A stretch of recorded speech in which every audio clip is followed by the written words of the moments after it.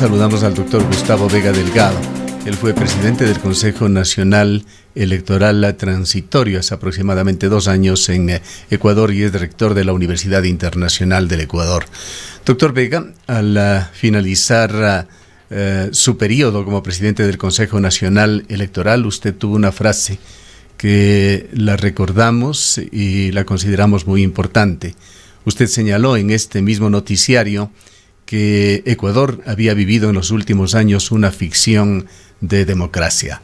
Le preguntamos si esta ficción sigue en nuestro país. Estimado Gustavo, un privilegio recibir su entrevista. Buenos días. Buenos días, Antena 1. El Ecuador parece todavía no tocar fondo. Lamentablemente no aprendemos de las lecciones y creemos que estamos en un momento nuevamente crucial en la historia, en donde el sistema electoral, la democracia en general, está siendo sumamente afectada. No hay variación respecto de lo que se llamó el Tribunal de la Mano Negra de tiempos anteriores. Tampoco hemos cosechado lecciones después del hartazgo del liberalismo corrupto que puso presidentes con fraude evidente hasta que la gloriosa en 1944 diera al traste un sistema corrupto de elecciones en donde el fraude era el denominador común. Ahora yo veo que sin duda ninguna uno de los organismos de más baja aprobación ciudadana lamentablemente es el Consejo Nacional Electoral. Yo diría inclusive el tribunal que tiene que ver con el control como jueces de las elecciones, que es evidentemente el contencioso electoral. No hay confianza, esa palabra casi mágica se ha extinguido del diccionario de los ecuatorianos. ¿Qué es lo que se intentó hacer desde el Consejo Nacional Electoral Transitorio que usted presidió, doctor Vega, que no se pudo lograr? Evitar que el presidente de ese consejo sea condecorado oficialmente por el Ejecutivo.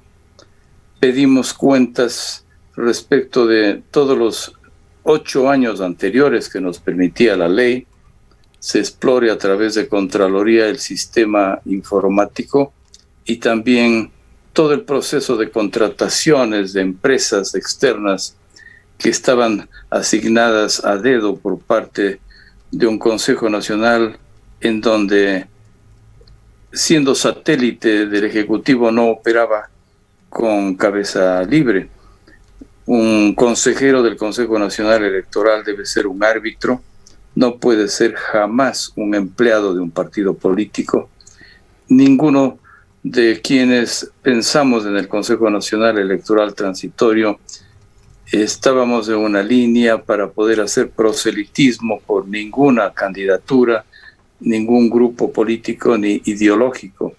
Fungíamos de una suerte de espacio neutro y objetivo en el país para poder ofrecer a la ciudadanía transparencia. Democracia, porque sigue siendo la forma de gobierno con todos sus defectos que no ha sido posible superar. El estadista Churchill ya lo decía, la democracia es uno de los más limitados sistemas de gobierno, pero no tenemos más. Es la única alternativa frente a lo que puede ser la oligocracia, puede ser tal vez interesante en un tiempo corto, procesos de aristocracia limitada, pero todos esos sistemas han fallado, han fracasado en la historia. La democracia sigue siendo, con todos sus defectos, lo que más depurado tiene cada uno de los países para poder transparentar su vida pública. Eso hicimos, y creo yo que dejamos un consejo con una aceptación ciudadana del 78%, medido por 3 empresas objetivas, después de haber heredado un magro 5% de aceptación ciudadana. Sin embargo, este país no aprende de las lecciones y lamentablemente los actuales consejeros del Consejo Nacional Electoral, que deberían presentar su renuncia, unos más que otros, se han empoderado en su curul y lamentablemente todo el país está en vilo respecto de qué es lo que pueda pasar en la segunda vuelta electoral. Yo tengo que también mencionar que el contencioso electoral ha cometido errores. Alguno de sus miembros sacó vacaciones cuando tenía que pronunciarse frente a una sanción drástica de la Contraloría.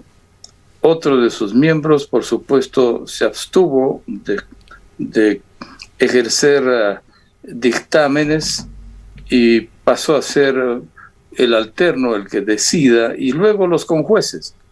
Lamentablemente hay errores en ambos organismos, errores graves de tipo ético, sobre todo, y creo yo que estamos sumidos en un momento crucial de la historia del Ecuador nuevamente.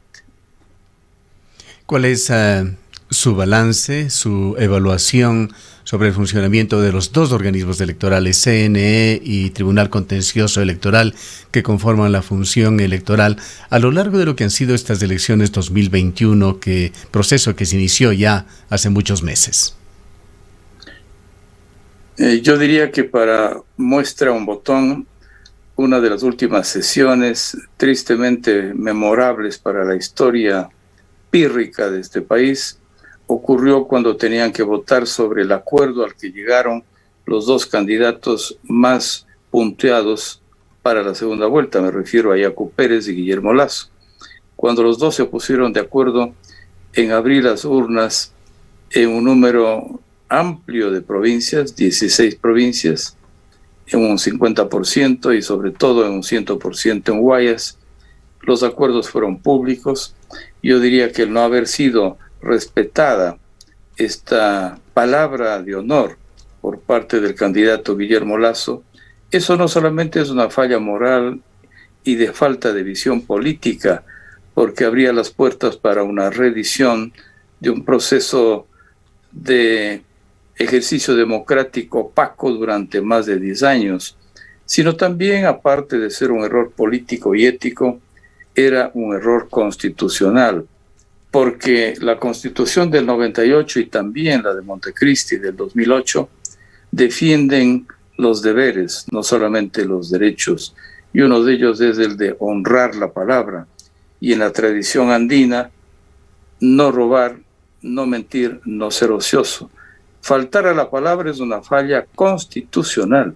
Y cuando aquello ocurrió, el Consejo Nacional Electoral se reunió para procesar ese acuerdo entre los dos candidatos, que rápidamente fue desmentido, más que desmentido, fue superado después de que sus asesores recomendaron no honrar la palabra. Se reunieron los consejeros, el uno abandonó la sesión, otro de ellos votó en contra, un tercero se abstuvo y dos consejeros votaron a favor de los acuerdos de los dos principales candidatos a la segunda vuelta. Yo diría que esa es una muestra inequívoca de que dejaron en el limbo a la decisión que, no habiendo habido en firme ninguna, pasó sin embargo a las siguientes instancias. Lamentablemente, este momento ya no es un momento solamente jurídico, porque ya no existen apelaciones posibles en el marco de la ley. La impugnación es con el mismo organismo, la apelación es ante otro, en este caso el contencioso electoral. Negados ambos, el primero en el limbo, el segundo negado, pues solamente cabe una figura que se llama de aclaración. No existe otra, por tanto, el único camino que queda desde el punto de vista jurídico es que están las cosas juzgadas, salvo que existieran diversidades políticas en la vida ciudadana que presionen a que los organismos piensen con visión de país. Doctor Vega, luego de todo este panorama que usted comenta, nos preguntamos cómo queda la democracia, cómo queda el país con esta nube de desconfianza respecto del proceso, respecto de las instituciones electorales, y cuando nos encontramos a muy poquitos días de llevar a cabo una segunda vuelta electoral, y cuánto y cómo podría incidir esto en la legitimidad que pueda tener el próximo gobierno. Estimada Rosana, es una pregunta clave. Creo que la democracia no solamente avanza, sino retrocede. Novak, un estudioso de los temas de la filosofía política, Novak decía tantas veces que la historia tiene un paso adelante y dos para atrás. Yo creo que es interesante, sin embargo, establecer un análisis a fondo de cuáles son las respuestas del electorado frente a la preferencia de algunos de los candidatos más puntuados al momento de la primera vuelta. ¿Qué respondieron los que habían votado por el señor Hervas? Por lo menos 4 principales respuestas. Que era nuevo en el panorama, había una cierta saturación de la obsolescencia política de los candidatos a lo largo de la historia. Segundo, fueron los jóvenes los que le dieron un 16% respetable en las elecciones. Tercera razón, un empresario que representaba una línea de éxito, sobre todo en sus cultivos de brócoli en la sierra centro del Ecuador. Y como arma, como estrategia, como método, el utilizar entre las redes sociales los amenos, directos y súper cortos, ultra cortos TikToks. Quienes respondieron en favor de su preferencia por el candidato Guillermo Lasso abogaron porque votaron por la experiencia, por la fortuna, porque se sospecha que la persona que tiene fortuna no roba. Por tanto, ahí hay un discurso mimetizado de lucha contra la corrupción. La visibilidad, porque había estado ya en 3 campañas. Quienes votaron por Yacu respondieron que el medio ambiente, la valentía y el haber sido víctima de la represión en distintos momentos de los últimos años dieron especialmente fuerza para que decidieran su voto por Yacu Pérez Guartambel. Y en el caso de quienes votaron por el candidato Andrés Arauz, sobre todo respondieron porque el presidente de todos los últimos años, Rafael Correa, estaba atrás de Arauz. En el fondo no era un voto por él, sino por el presidente prófugo de la justicia, el señor Rafael Correa. Se dictan las cosas de la historia, como cuando Perón en el exilio, para volver a la Argentina, puso como un sedazo democrático al señor Cámpora, y el eslogan se llamó Cámpora al gobierno, Perón al poder. Tanto es así que Cámpora duró solamente 44 días hasta que Perón vuelva. De todas formas, yo creo que el futuro del país puede dar interesantes reacciones al comparar el Ejecutivo con el Legislativo, porque no existe una mayoría absoluta para nada del partido de eventualmente, si ganara la lista 1, no habría una mayoría abrumadora que había antes en favor del correísmo. El balance del poder en el legislativo puede ser un hálito de esperanza en el país, así como también la fiscal general de la nación, el contralor y la Corte Nacional de Justicia son oxígenos posibles que puedan contrarrestar un poder omnímodo posible en el futuro nuevo del Ecuador. Es cierto, doctor Vega, que los problemas no están localizados solamente en el país. Hay problemas con la democracia en la generalidad de los países del mundo. Recordemos nada más las últimas elecciones en Norteamérica, una de las democracias más antiguas del planeta. El éxito o fracaso de este sistema depende en gran medida de la calidad de la clase política, de la cultura política del país, del grado de educación de los electores, de la idoneidad de quienes sean escogidos en las urnas. La pregunta es para Ecuador, ¿qué debe cambiar para que su democracia se fortalezca? En efecto, el teórico de la política y de la filosofía Jacques Derrida decía que hay que desinstitucionalizar a la sociedad, porque las instituciones se habían vuelto perversas, como cuando en el hartazgo de México 71 años, y luego de un nuevo periodo, permitió que el PRI, el partido de gobierno de tanto tiempo en México, se hiciera del poder ancestral en el país azteca, el hartazgo. Yo creo que en efecto la desinstitucionalización que apunta Derrida no es precisamente no apunta precisamente a socavar la seriedad de lo que significa una estructura orgánica y sistémica de un país, sino apunta a romper una institucionalización perversa. Yo creo que eso es lo que ha pasado con el Ecuador. Después de Isidro Ayora, que por el año de 1920, antes de 1922, cuando tuvo lugar la Guerra de los 4 días para derrocar la eventual asunción al poder de Neftalí Bonifaz. Un poco antes de eso, Isidro Ayora le había nombrado a Neftalí Bonifaz director del Banco Central. Esa es la última que yo recuerde, honesta y seriamente, un proceso de verdadera institucionalización en el sentido correcto, no perverso como pensaría Derrida, en favor del Ecuador. Se creó la Contraloría General del Estado, la Procuraduría, el Banco Central, el Instituto de Seguridad Social. Isidro Ayora tiene un sitio en la historia precisamente por eso. Esa es la última etapa en donde se institucionalizó correctamente el Ecuador. Pero luego hemos ido perdiendo espacio, tiempo y ética. Y las instituciones sirven para los intereses absolutamente privados, tanto las instituciones públicas como las privadas.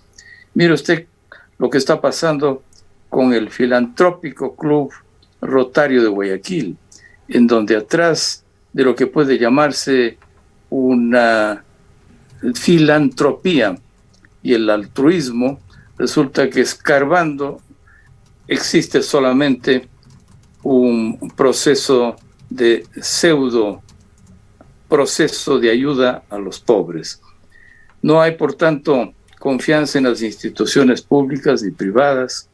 Creo yo que en este momento se trata de reinventar el Ecuador, mediante un baño de verdad y de ética, lograr que tengamos conciencia de un proceso solidario. Lo que quisiera precisamente mencionar es el hecho de que en tiempos de pandemia es muy difícil a veces que la solidaridad prime sobre la individualidad. Los dirigentes no han sido realmente sabios. Recuerdo un pasaje muy breve de la historia. Cuando Alejandro el Magno se encontraba en un proceso de conquista en el mundo, en la India, en el actual Irak y Siria, desierto que obligaba a la sed de sus ejércitos, todo el ejército se encontraba en un estado de alarma, de supervivencia. Uno de los soldados le encontró apenas un cuenco de agua dulce y se lo ofreció al emperador Alejandro el Magno. Cuando él preguntara si había más agua y el soldado replicara que no, el cuenco de agua se vertió en la arena del desierto y la frase fue clásica: si no hay agua para mis ejércitos, tampoco hay para quien comanda los ejércitos. Sin embargo, aquí hemos sido gatos despenseros. Quienes realmente manejan el proceso honesto de comercializar, distribuir y aplicar las vacunas han sido los primeros beneficiarios. Lamentablemente, el aforismo de los clásicos orientales, le pertenece la frase a Mahatma Gandhi: la clave de la felicidad está en que el que da olvide pero el que recibe nunca. Aquí se da la antípoda. Solamente nos acordamos cuando hemos sido traicionados en la entrega, pero jamás somos beneficiarios de la gratitud. Una virtud venida menos que casi ya no existe en el diccionario. Este país necesita reinventarse en todo sentido, pero eso no quiere decir que tengamos que perder la esperanza. En cada campo, en cada trinchera, tenemos que seguir adelante, porque así es el ser humano. Tenemos muy poco de Homo sapiens, tenemos más de Neandertal, un prehomínido que fue muy exitoso y sin embargo no llegó a los límites de la sabiduría del llamado Homo sapiens. Es un proceso. Somos una raza incompleta, como decía Simón Bolívar. El proceso es lento, tenemos que tener esperanza fundamentada en ser mejores seres humanos cada día. ¿Cómo mira, doctor Vega, usted la proyección de la segunda vuelta que se inicia oficialmente ya a nivel de campaña el día de hoy y que viene matizada con una misión que ha asumido la dirigencia de Pachakutik de desacreditar a quien resulte ganador? Si es que el señor Lasso ganaría la segunda vuelta, sería un milagro del Opus Dei. Si es que el señor Arauz gana la presidencia, ejercerá la misma el expresidente Correa. Lo que quiere decir que no tenemos ninguna seguridad con ninguno de los dos candidatos en que el ejercicio democrático sea libre y que además sea proyectivo, prospectivo. Tenemos mucha preocupación en el sentido de que haya una vuelta a odios ancestrales, a vigilar y castigar el periodo inmediatamente anterior y previo. Si el ejercicio de la democracia se convierte en una vendetta, habremos regresado en la historia siglos en el proceso de madurez. Yo creo que la resistencia, la no violencia activa es un proceso que puede ser realmente no una fórmula, pero sí una práctica cotidiana en todas las instituciones. Ventajosamente se reformó el sistema de Hunt por el sistema Webster y el número de escaños ya no le pertenecen en forma abrumadora a un solo partido. Hay un cierto reparto del poder entre distintas ideologías y puede ser mucho más previsible que el balance de poder sea bastante más equitativo. Si ganara el señor Arauz, preocupa que la primera opción para la presidencia de la Asamblea Nacional sea su hermana, Pierina Correa, que todos quienes hemos rastreado su paso por la vida pública, sabemos que tiene que responder ante acusaciones tan serias como por qué dejó enfermar a Enfarma, una empresa de genéricos que se creó con aliento y con esperanza. ¿Cómo es que usufructó del poder a través de un tráfico de influencia de su hermano? Ella sería una primera opción para la presidencia de la Asamblea, lo cual es perverso. Podría ser que la vicepresidencia en evidencia, al contraste de los números, esté dado precisamente por decir algo, Salvador Quispe, de Pachakutik. Yo creo que puede ser un balance especial. Sin embargo, vuelve a ponerse en el tapete de la discusión si convenía que la elección de los asambleístas sea en la primera o en la segunda vuelta. De alguna manera, así están trazadas las cosas ya. También creemos que tiene que haber un proceso distinto de selección de autoridades seccionales. La mayor parte de los alcaldes del país ganaron con un escaso 15 a un 17% porque no hay segunda vuelta. Y por eso la falta de legitimidad de muchos de los alcaldes y sobre todo de las principales ciudades del país, en donde la gente no confía en sus alcaldes. Pensamos que precisamente por esa razón, no solamente las reformas tienen que ser por cuenta de la ley y de las reformas, sino sobre todo en un cambio de mentalidad que cada persona en su trinchera debemos hacer un mundo mejor, los educadores, los sanitaristas, los empresarios, los periodistas. Reinventar el Ecuador es una tarea no solamente necesaria e indispensable, sino indispensable sobre todo para la supervivencia de un país que en 200 años de independencia ibérica todavía no es un país en serio todavía. Para finalizar, doctor Vega, el próximo domingo está previsto el debate oficial, debate de los candidatos finalistas para la presidencia de la República. ¿Sobre qué temas le gustaría que se les pida exponer a los candidatos? Yo creo que tiene que haber un ensayo de transparencia en base de los principales temas actuales. El medio ambiente. ¿Habrá minería extractiva, minería industrial? ¿Sí o no? ¿Cuál es la política frente al agua en temas de medio ambiente? ¿Cuál es la política de las comunidades no contactadas en sectores en donde se perfora para encontrar petróleo? En temas internacionales, si seremos un país en la órbita del grupo ALBA o si tendremos un multiculturalismo y multinacionalismo, la multivisión, multilateralidad de apreciar relaciones con todos los otros países de la región, del continente y del mundo. El tema de la economía. ¿Se habrá dinero electrónico, sí o no? ¿Se echará mano de las arcas del Banco Central para cumplir propósitos protervos de campaña? ¿Qué pasará con la estabilidad y la supervivencia del Instituto de Seguridad Social? ¿Va a haber apoyo a la educación básica, media y superior? ¿Va a haber apoyo a la educación intercultural o va a ser un remedio de secuestro de un clientelismo en el sector indígena para anular una vieja aspiración que tiene este Ecuador de ser un país verdaderamente mestizo y rico en las distintas culturas y lenguas? Son temas claves. Por ejemplo, en el tema particularmente de la vacuna, tiene que haber preguntas específicas y no demagógicas. ¿Qué se va a hacer sobre el proceso de adquisición y el proceso de administración de las vacunas?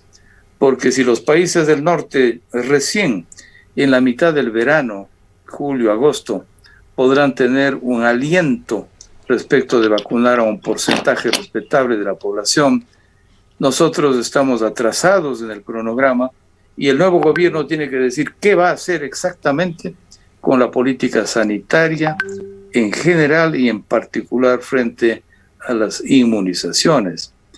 Esperamos que sean preguntas de cajón y diría de agenda obligada. Sin embargo, nos tememos mucho de que sea una nueva tomadura del pelo y el debate sea simplemente un requisito legal que está escrito en el Código de la Democracia, por tanto es insalvable, pero que no presente nuevamente esa palabra casi mágica que se ha escapado del diccionario de los ecuatorianos, la palabra confianza. Muchas gracias por habernos atendido, doctor Vega. Gracias a ustedes, Gustavo, Rosana. Declaraciones del doctor Gustavo Vega.